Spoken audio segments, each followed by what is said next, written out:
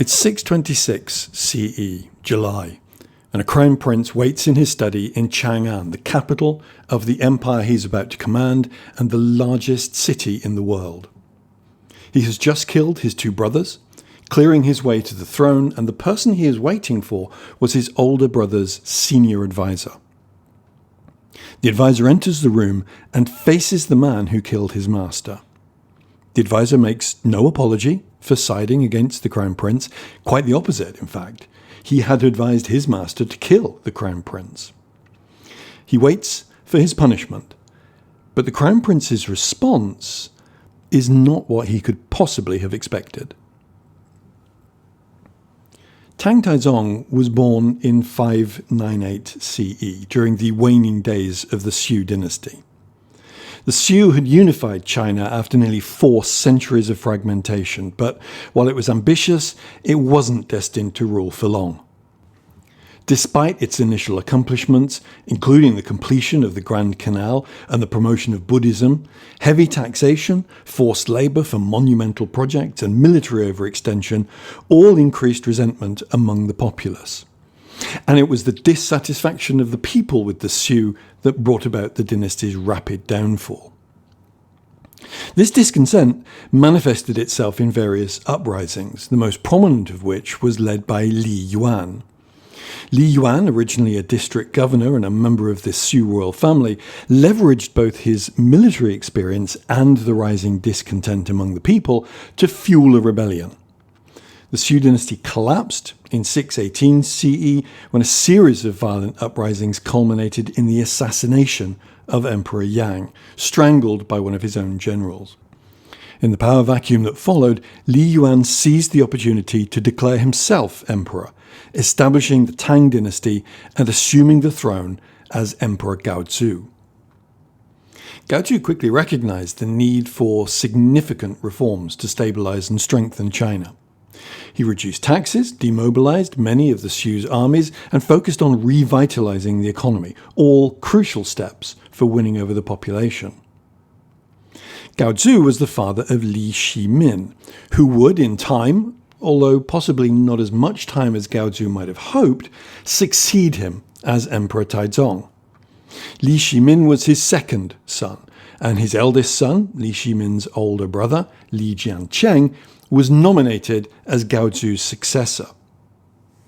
As we saw in an earlier episode, the court tended to like it when the emperor designated a successor, because it made things easier when the emperor died.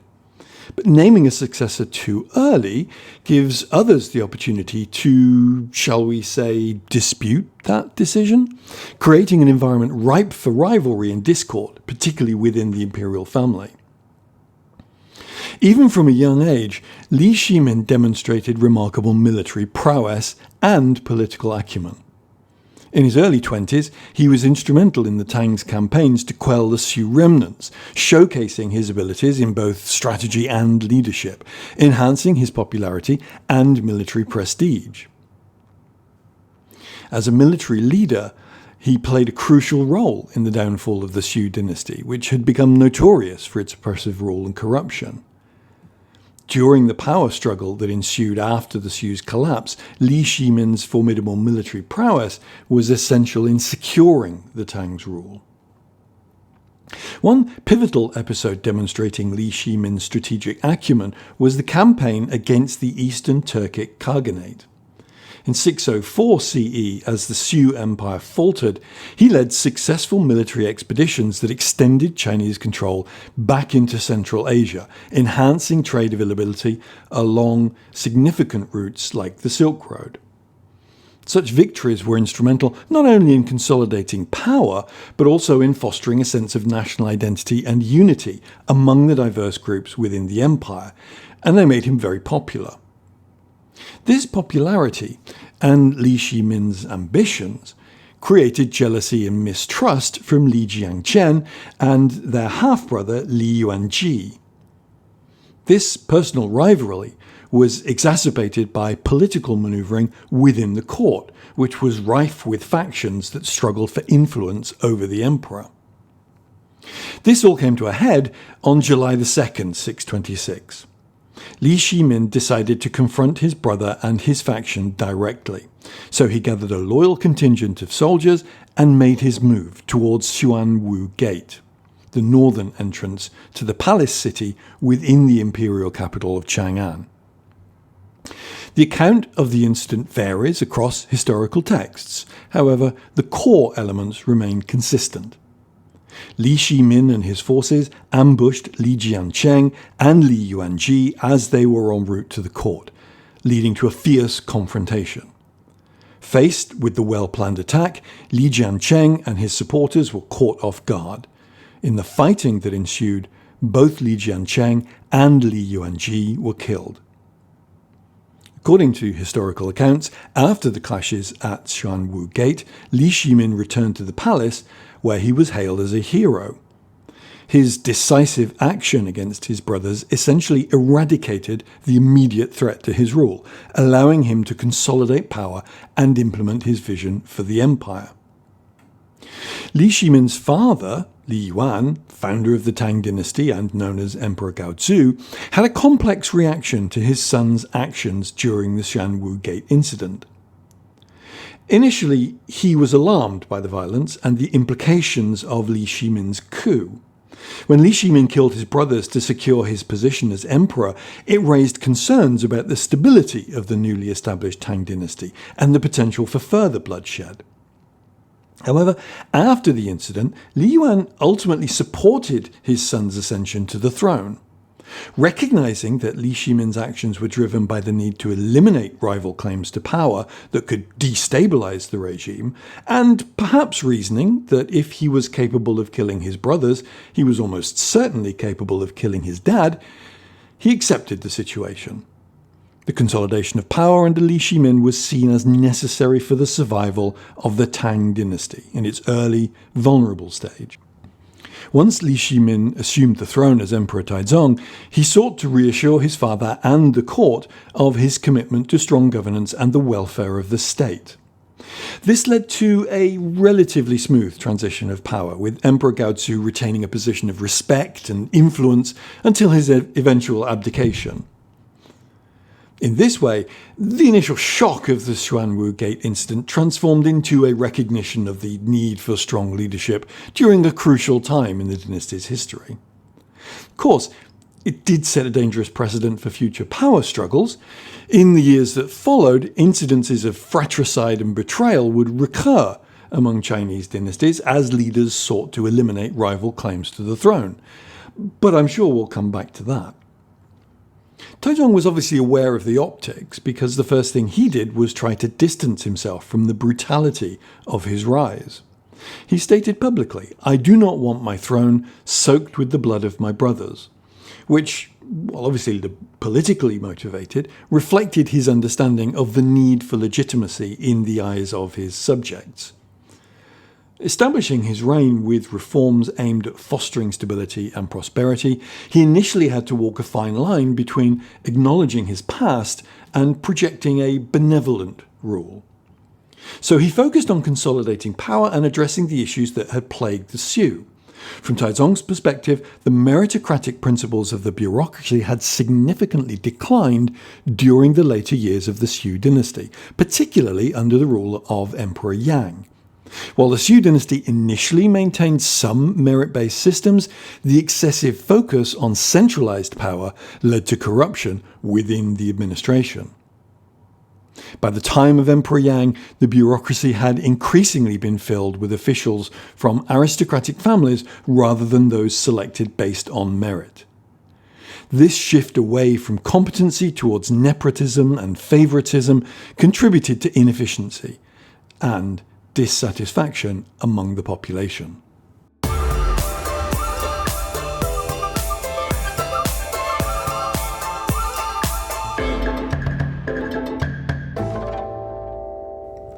So it was clear to Taizong that now he was on the throne, he needed to act to address these issues, and one of his first actions was to establish the 3 departments and 6 ministries system, an administrative framework that allocated functions among different bodies to ensure efficient governance.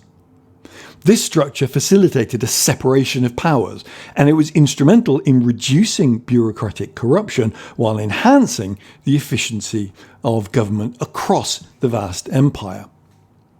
Taizong also invested heavily in the creation and improvement of the civil service examination system. By offering positions based on merit rather than birthright, he cultivated an intelligent and competent bureaucracy. This reform not only curbed nepotism, but also encouraged individuals from lower classes to aspire to government roles, propelling social mobility.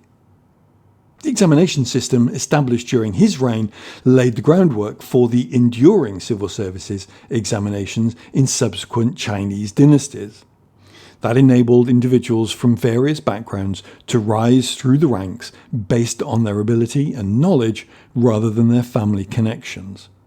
And this restoration of meritocracy was crucial in strengthening the bureaucracy and enhancing the legitimacy of the Tang regime, as well as instilling loyalty in the civil service. He also introduced the equal field system, which ensured more equitable land distribution and significantly benefited the peasantry.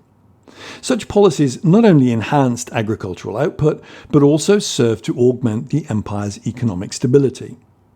The system allocated land to peasant families based on the number of able-bodied males in the household. Each family received a certain amount of land which was intended to be sufficient for subsistence farming. Land was not permanently owned by the peasants. Instead, it was considered state property, and families could use it for a specified period. This arrangement allowed the government to reclaim and redistribute land as needed. In return for land use, peasants were required to pay taxes and provide labour for the state projects, such as road construction and military service. If a family was unable to farm, the land could be redistributed to ensure that it remained productive and did not fall into disuse. The equal field system aimed to increase agricultural output by ensuring that more peasants had access to land, leading to more efficient farming practices. By reducing the concentration of land in the hands of a few wealthy landlords, the system helped to mitigate social unrest and fostered loyalty among the peasantry. The system allowed the Tang government to maintain control over land distribution, ensuring that the agricultural base always supported the military and administrative needs of the state. With more families engaged in farming, the economy of the Tang dynasty flourished, contributing to its cultural and economic prosperity. Additionally, Taizong's military conquests significantly expanded the Tang Empire's borders, re-establishing China as a dominant power in Asia.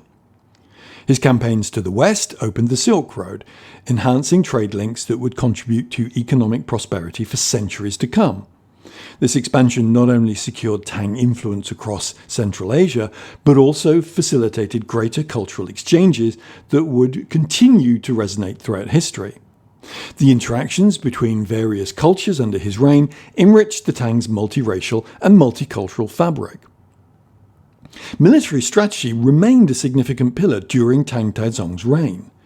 Under his leadership, the empire expanded not just territorially, but also in terms of cultural and commercial influence.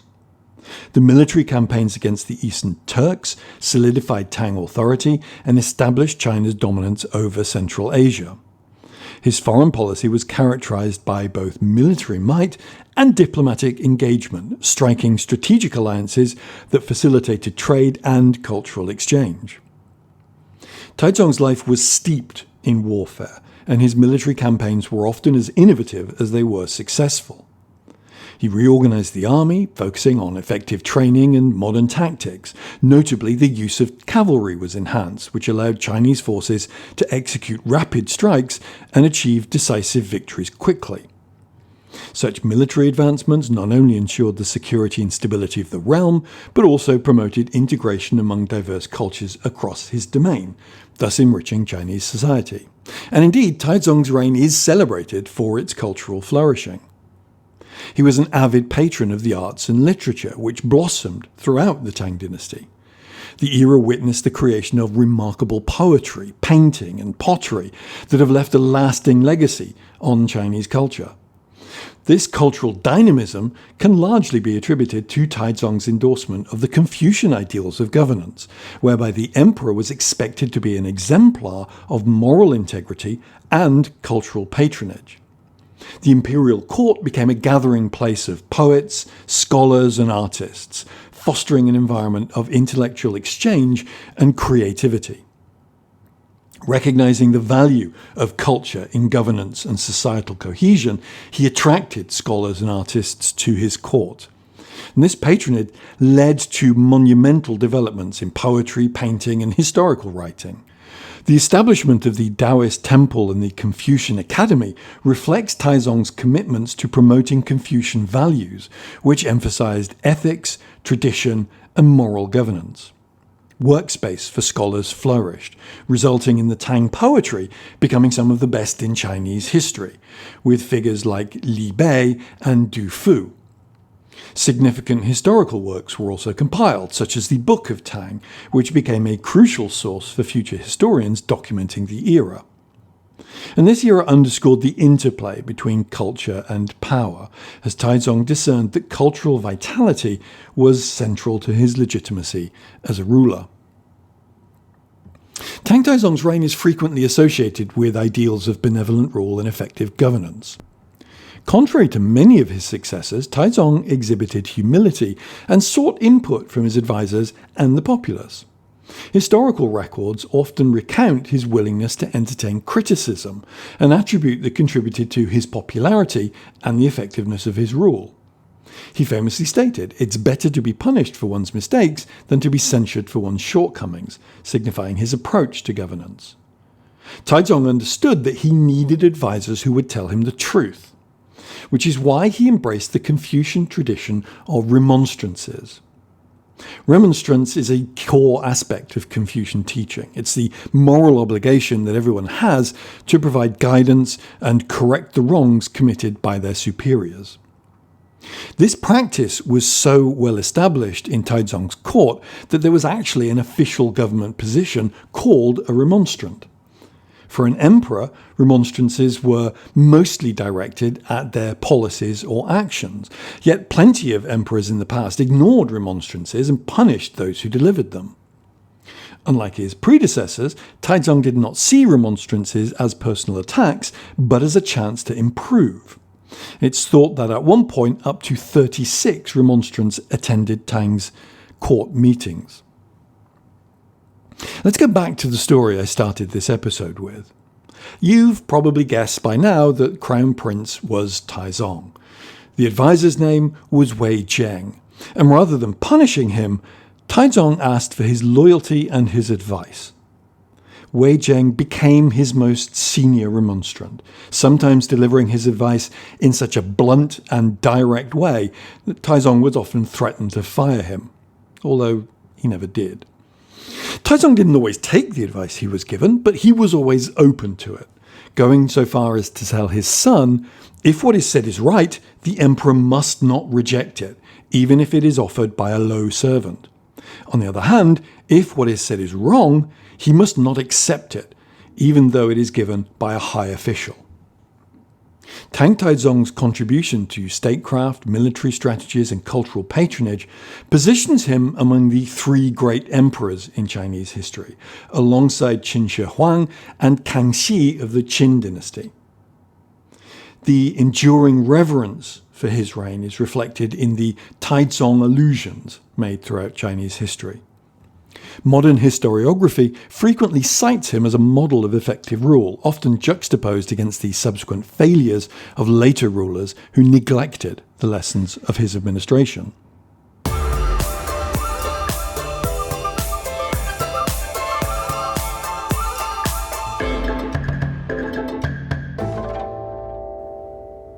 You may have noticed a bit of a pattern over the course of the episode so far.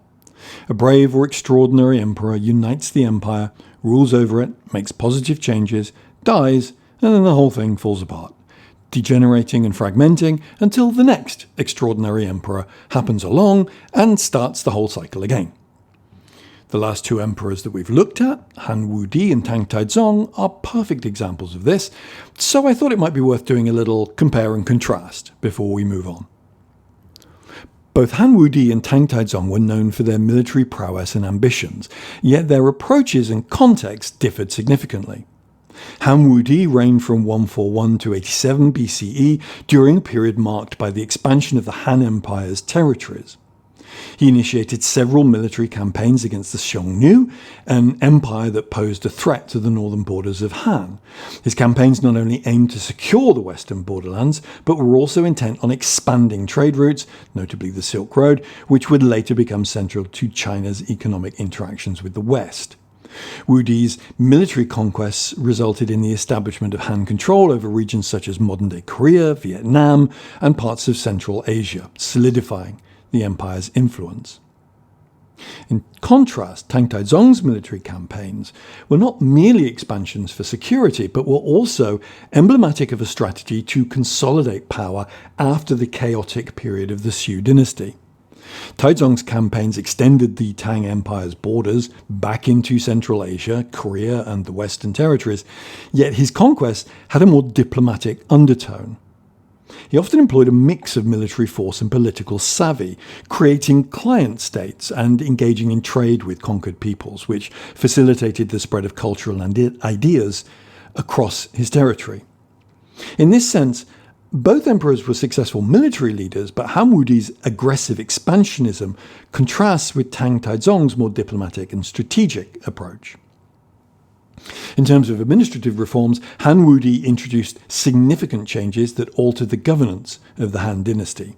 He is best known for centralizing the administrative structure and reducing the power of feudal lords, which had become a problem during his predecessors' reigns. His establishment of a bureaucratic system based on merit rather than birth opened a pathway for talented individuals from lower classes to enter government service.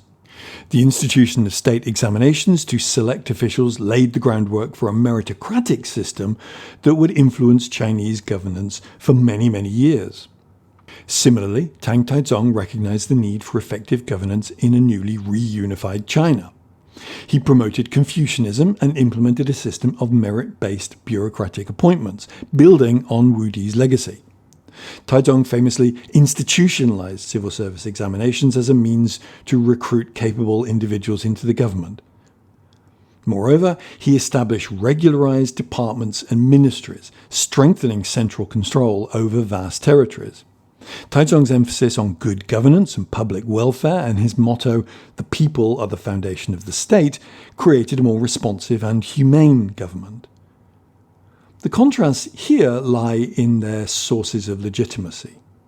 Han Wudi often derived authority from traditional Confucian principles, while Tang Taizong, having descended from the controversial Xu dynasty, forged his legitimacy through practical successes and a dedication to good governance. Both emperors acknowledged the importance of a stable administration, but their methods and the conceptual basis of their authority varied. Economically, both emperors significantly contributed to their empire's prosperity, albeit through different means. Under Han Wudi, the empire experienced a comprehensive expansion of the agricultural base, along with state control over essential goods like salt and iron. His focus on increasing agricultural production through innovations and land redistribution increased state revenues and facilitated trade along the Silk Road, ultimately enhancing domestic wealth. Wudi's policies of land taxation and state monopolies on critical resources laid the economic foundations for Han prosperity, but they also caused social inequalities over time. Tang Taizong's economic strategies were more varied and relied not only on agricultural enhancement, but also on promoting trade and commerce. He maintained Wudi's state control over critical economic sectors, while simultaneously fostering a vibrant trade network, particularly along the Silk Road and maritime routes. Under his reign, the economy flourished due to stable trade relations and the influx of goods and culture from diverse regions of Asia. Tang Taizong also implemented reforms to alleviate the burdens on peasants, promoting crop rotation systems and enhancing agricultural productivity. Both leaders aimed for a prosperous state. Han Wudi's heavy state control and taxation often stifled innovation compared to Tang Taizong's more laissez-faire approach that encouraged trade and entrepreneurship. This distinction ultimately influenced the socio-economic landscapes of their respective eras. Culturally, both Han Wudi and Tang Taizong are remembered for their lasting impacts, yet they contributed to different spectrums of Chinese culture. Han Wudi's reign marked the significant establishment of Confucianism as the state ideology, most notably through the establishment of Confucian academies and the central role of Confucian scholars in government. This cultural policy shaped the way Chinese society viewed education, morality, and governance, producing an educated elite that would perpetuate Confucian ideals. Conversely, Tang Taizong's era is often referred to as a golden age of culture, marked by flourishing arts, literature, and Buddhism, which benefited from the spread of religion along the trade routes. As a patron of the arts and literature, Taizong's reign witnessed increases in poetry and historical writing, with poets like Li Bai and Du Fu emerging in the subsequent Tang dynasty period. Moreover, Taizong's openness to diverse cultural influences from Central Asia fostered a more cosmopolitan culture that became emblematic of the Tang dynasty. In summary, while Han Wudi primarily reinforced Confucian principles, Tang Taizong engaged in cultural integration and development, which led to a more pluralistic society. Both emperors fostered cultural advancements, yet differed by their underlying philosophies. While both Han Wudi and Tang Taizong were instrumental in shaping Chinese history through their military achievements, their administrative reforms, their economic policies and cultural contributions, their reigns were characterized by distinct approaches and philosophies. Han Wudi's aggressive expansionism and strong centralized state policies contrast with the diplomatic, merit-based governance of Tang Taizong. Their legacies continue to inform discussions of leadership, governance, and culture in China, highlighting the dynamic interplay between military, administrative, and the cultural dimensions of power.